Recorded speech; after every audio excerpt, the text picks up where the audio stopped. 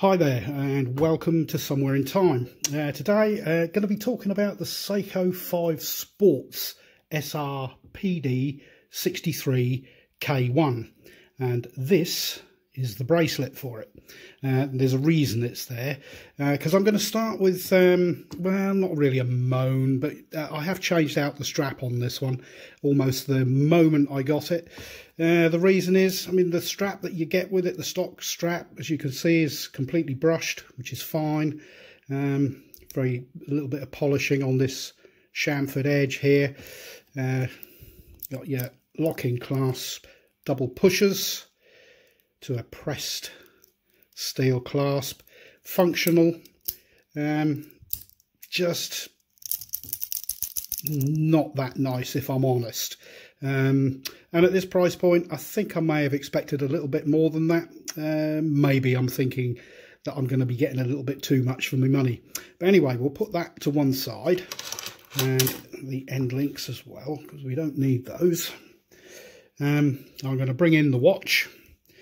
Now this is the green dial version. These are available in many different variations and colours and different straps. You can have rubber straps, mesh straps, NATO straps, various different colourways of the dial. But I actually think this is possibly one of the nicer ones. And as you can see on the Jubilee strap, it kind of finishes it off quite nicely. Right, we'll get some specs out of the way before we get any further into this. Case size is 43mm. The case thickness is 13mm. The lug to lug is 45.5mm, and with a lug width of 22. Obviously, it's looking at this and the obvious watch that it kind of reminds us of will be a bit of a strap monster. We have a flat Hardlex crystal.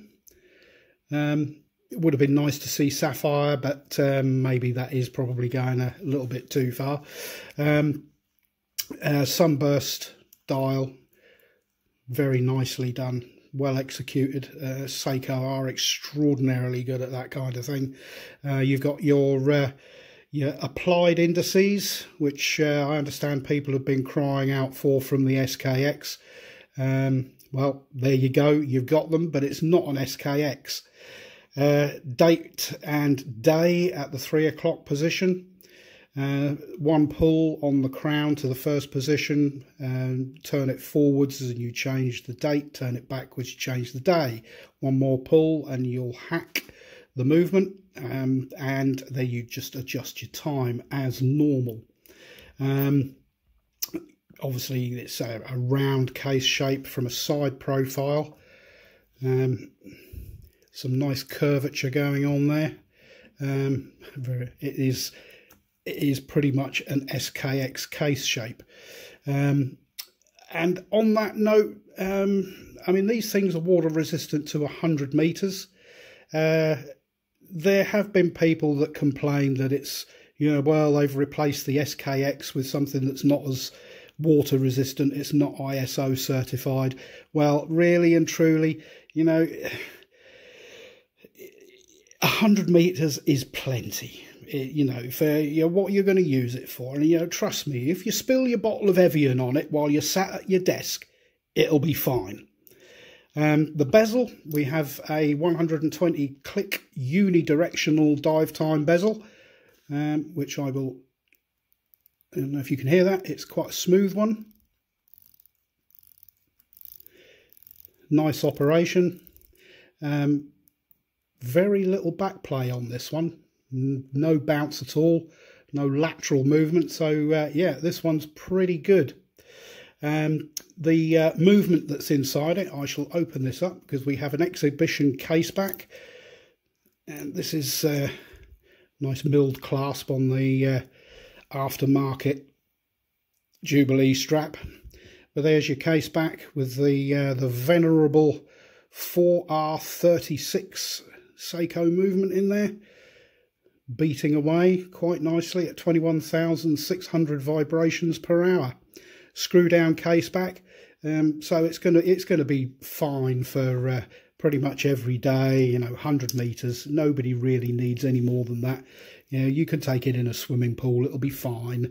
You could go snorkeling in it, and it'll be fine. If you really want an SKX for the ISO certification, go and buy one. There's plenty of them out there. Price point is higher than this, but you don't get the hacking, you don't get the hand winding, you don't get the applied indices. Yeah. But really, you know, as far as the trade-offs go, I think that these are actually really good money and a nice entry-level automatic watch to, you know, for people that are just getting into the hobby, or for those that are kind of, you know, shopping on a bit of a budget. These things are great and they look fantastic. They wear really nicely as well. As I said, the stock bracelet is okay, but as you can see, I think it looks much nicer on the Jubilee bracelet. But then again, that's just my opinion. I'm going to do a loom shot for you now. I shall just take that out of the way for a moment and charge it up. The one thing that Seiko are renowned for is their loom. And I have to say that this is no different. That's one thing, you know, even though it's a Seiko 5 Sports and it's not the SKX, the loom on it is actually really good. So if we get that into a shot, and there we go, and we shall kill the lights for a moment. There we go. Wow, look at that. Now that is pretty impressive, and that will last pretty much through the night. And it's nice to see that there's an equal amount on the hands as there is on the indices as well. Quite often you'll get more on the hands than the indices, which is fine, but you know, if you lean over at night and grab it off of your bedside table, you're going to know what the time is. The crown on this is set at the 4 o'clock position, is not screw down, as you can see. I have seen there has been some people have changed those, and they've managed to introduce a screw down crown on those. But really, at this sort of price, you know, do you want to start spending that sort of money on? Like I said, if you really want an SKX, there's plenty of them out there. Just go and get one of those. I mean, my likes, I mean, I think it's a great looking watch, and I really think that that green does pop really nicely, especially when you turn it in the light. And you get it out in some natural light, and it really does look great. It's got really good wrist presence. Yeah, I mean, I can't really find too much that I don't like about it, other than the strap. That's you know, I'm not a particular fan of that. If you want to get one of these, I believe that they retail around about the $250 mark with this strap on it. The aftermarket one that I got, by the time I'd put the milled clasp on it as well, came in at about £40. So that takes the total cost of the watch up to just under 300, and I think, you know, 300 is absolutely fine, and it's a good starting point, and it's a very good, very reliable movement in these. You know, it's tried and tested. Yeah, so I'll see if I can find some links to the place where this one was bought. My wife actually bought this, so I shall have to double check with her where the website is. So if you found this this video useful, leave a like. If there's any comments you want to make, by all means, you know, please leave a comment. If there's anything that you disagree with that I've said, you know, I'm quite happy to get into a conversation with people about that. Or if you just want to agree with me, then that's absolutely fine. All comments are well and truly received.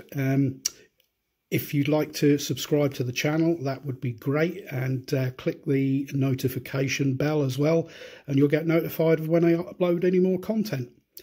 Okay, thanks for watching, and I'll see you in the next one.